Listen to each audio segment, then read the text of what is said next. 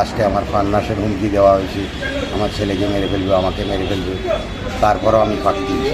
পেটের দায়ে শেষমেশ লোকাল বাসের স্টিয়ারিং ধরতে হলো সাবেক দুইবারের কাউন্সিলরকে।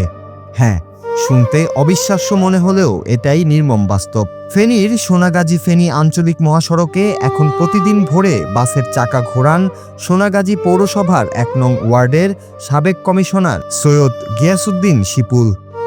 একসময় যিনি এলাকার ভাগ্য পরিবর্তনে নেতৃত্ব দিয়েছেন, আজ ভাগ্যচক্রে নিজের জীবিকার তাগিদে তাকে বেছে নিতে হয়েছে বাসের ড্রাইভিং সিট। এক সময়ের দাপটে জনপ্রতিনিধি, আজ সাধারণ এক শ্রমজীবী মানুষ। সময়ের এমন নির্মম পরিহাসের গল্প ঘুরে ফিরছে পুরো ফেনী জুড়ে। অথচ অতীতটা এমন ছিল না। কেরানি বাড়ির সৈয়দ শাহাবুদ্দিনের মেজ ছেলে শিপুল একসময় পারিবারিকভাবে ছিলেন অত্যন্ত সমৃদ্ধশালী ও প্রভাবশালী। রাজনীতির মাঠে নিবেদিত প্রাণ এই মানুষটি বিএনপির রাজনীতি করতে গিয়ে বারবার মামলা ও হামলার শিকার হয়েছেন। শুধু তাই নয়, রাজনীতি ও জনসেবার অন্ধ মোহে পড়ে হারিয়েছেন নিজের আপন ভাইকেও। প্রবাস থেকে উপার্জিত নগদ অর্থ আর পৈতৃক জমি বিক্রি করে দুহাত উজাড় করে বিলিয়ে দিয়েছেন নিজ এলাকার মানুষের জন্য।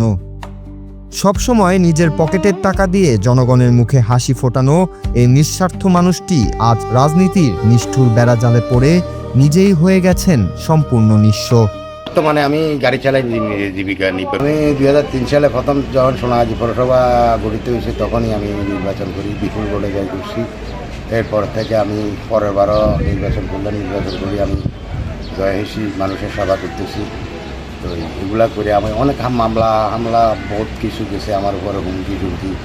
লাস্টে আমার প্রাণনাশের হুমকি দেওয়া হয়েছে, আমার ছেলেকে মেরে ফেলবে, আমাকে মেরে ফেলবে, তারপরও আমি ফাঁকি দিয়েছি। মানুষের ভোটে আমার বারবার করি, এরা আমার বহু কিছু করছে, এরা বহু 2 নম্বরই করছে, তারপরও আমার কিছু করতে পারে না।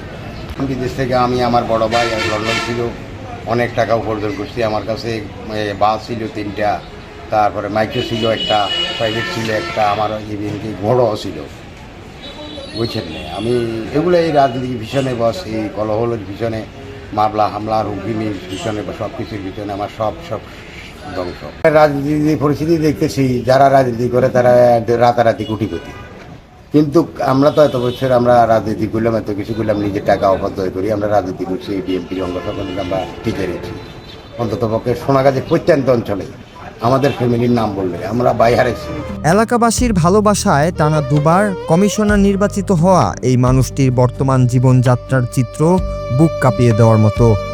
ক্ষমতার দাপট দেখিয়ে যেখানে অনেকে আজ কোটিপতি, সেখানে শিপুলের মাথা গোজার ঠাঁই একটি অত্যন্ত জীর্ণশীর্ণ ঘর। ভাঙাচোরা সেই ঘরটিতে আজ পর্যন্ত নেই কোনো বিদ্যুৎ সংযোগ।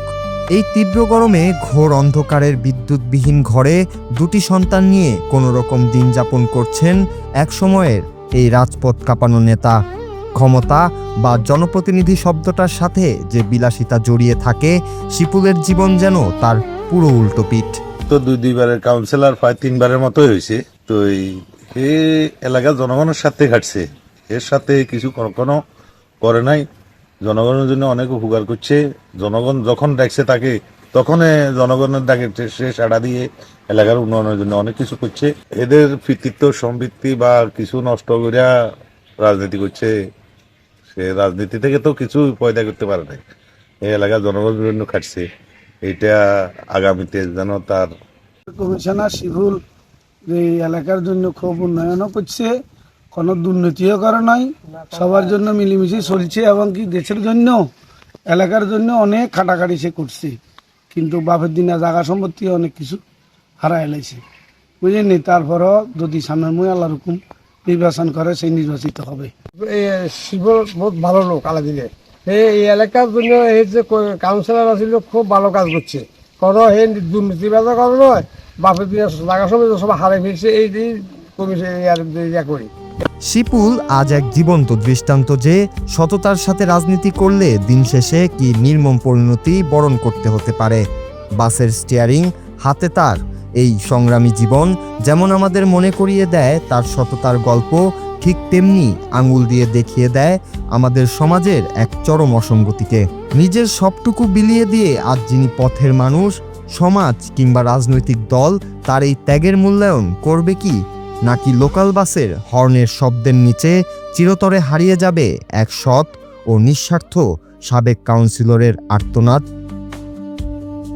Bangla TV news desk.